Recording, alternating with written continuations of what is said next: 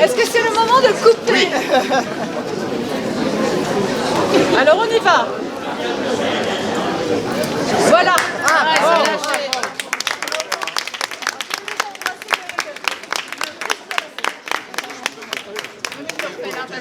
Avec tout ce qu'il a supporté pour... c'est quand même... Mesdames et messieurs, nous vous attendons pour la chose. Tiens, parce que c'est vrai. Merci. Toi, t'en as un grand. Il y a du monde,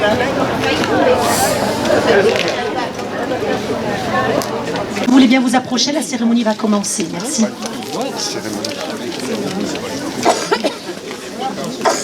Bonjour Laurent. Vous allez bien? Bon, d'abord, je suis très fier, très heureux de vous accueillir dans ce superbe jardin de la Maison des Seniors. Et je dois dire que j'ai rarement été mis personnellement autant en valeur. D'abord parce que je suis bien entouré, mais aussi vous avez remarqué que j'ai un arrière-plan tout à fait exceptionnel.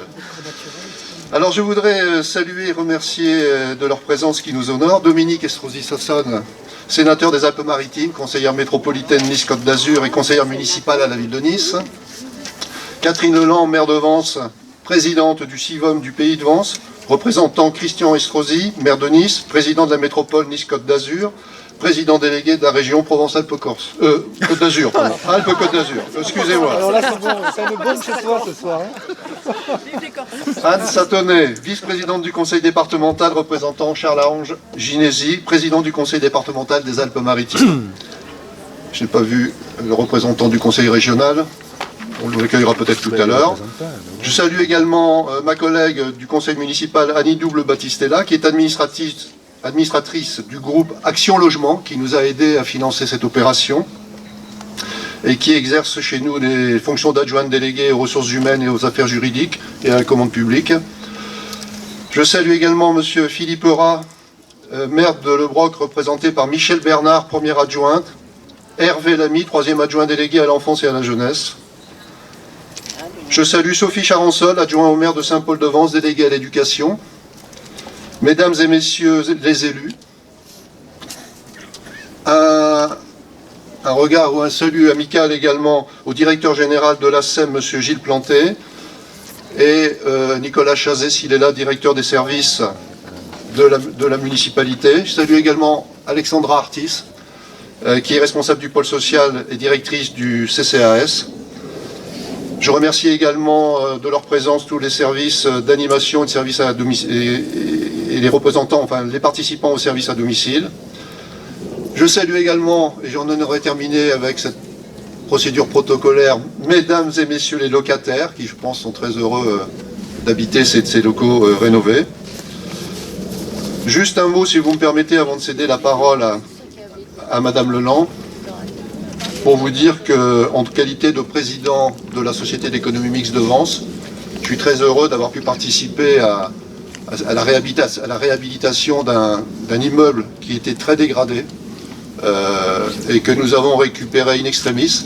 Nous lui avons rendu un peu de splendeur, nous avons préservé son caractère et aujourd'hui la ville peut s'enorgueillir d'avoir enrichi son patrimoine et d'avoir réhabilité de cette manière, et de la meilleure manière qui soit d'ailleurs, une partie de son centre-ville.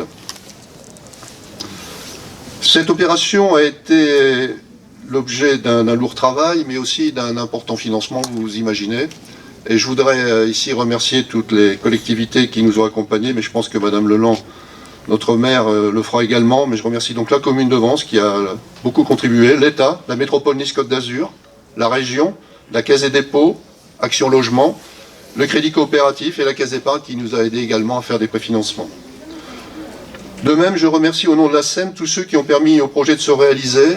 Je ne vais pas tous les citer, là également je pense que Madame le maire aura à cœur de les mettre en valeur, mais je souhaiterais plus particulièrement et chaleureusement remercier les architectes, messieurs Berp et Thévenin, qui ont réalisé ici une opération vraiment de grande prouesse, parce qu'il a fallu quasiment tout casser pour reconstruire et préserver cette belle demeure. Ils ne se sont en outre, je tiens à le souligner, jamais découragés, et je les en remercie parce que dans un cadre de travail particulièrement pénible, ils ont réussi à tenir les délais, et nous l'avons particulièrement apprécié, et surtout les locataires qui maintenant l'occupent. Je n'oublierai pas dans mes remerciements, et j'en aurai terminé, tous les agents de la SEM qui ont participé au montage et à la réalisation de cette opération qui est complexe techniquement, administrativement, financièrement. Et donc je salue monsieur Raymond Marie, qui a été le grand pilote opérationnel, madame Nathalie Monjoint, Cécile Giovanardi et Martine Pizzotto, qui ont contribué au montage assez compliqué, je dois dire, des montages financiers et administratifs des dossiers. Mes remerciements également vont au CCAS et à ses services, dont je me félicite du travail en commun et au service de la ville, qui ont collaboré et facilité la mise en œuvre de notre opération. Voilà, je vous remercie, et maintenant je vais passer la parole à madame le maire.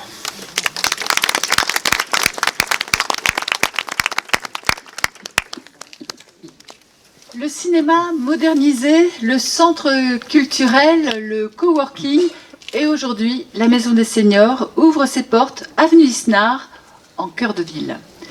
Une vaste maison dont tout le rez-de-chaussée et son jardin de 250 mètres carrés, orienté vers les Baous, sont dédiés à nos aînés. Aux 121 adhérents de la Villa Cristini. Un espace plus adapté, très central, facilement accessible à pied, bien desservi en transport public pour accueillir nos seniors dont l'âge moyen est de 81 ans. Nous avons le plaisir d'accueillir la doyenne de l'animation et du service à domicile, Joséphine Santussi, 105 ans, le 30 avril prochain. Bienvenue, madame.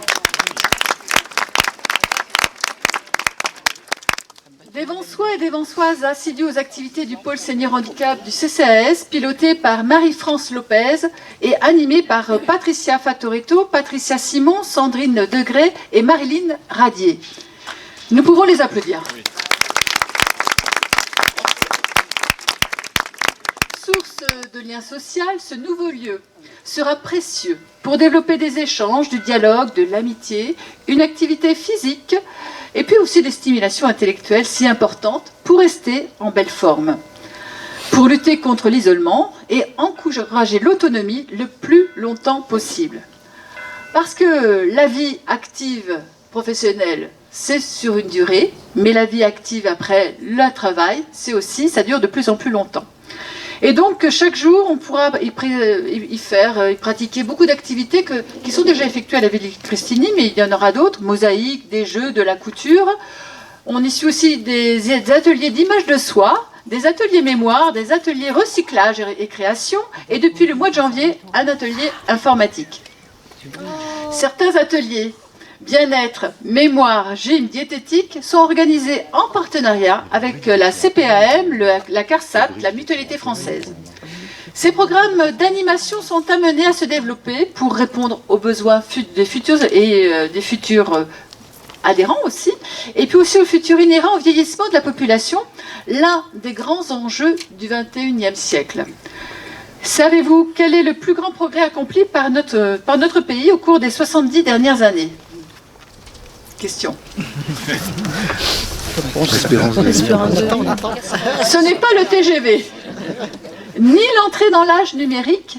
Le plus grand progrès, c'est l'allongement de la durée de la vie.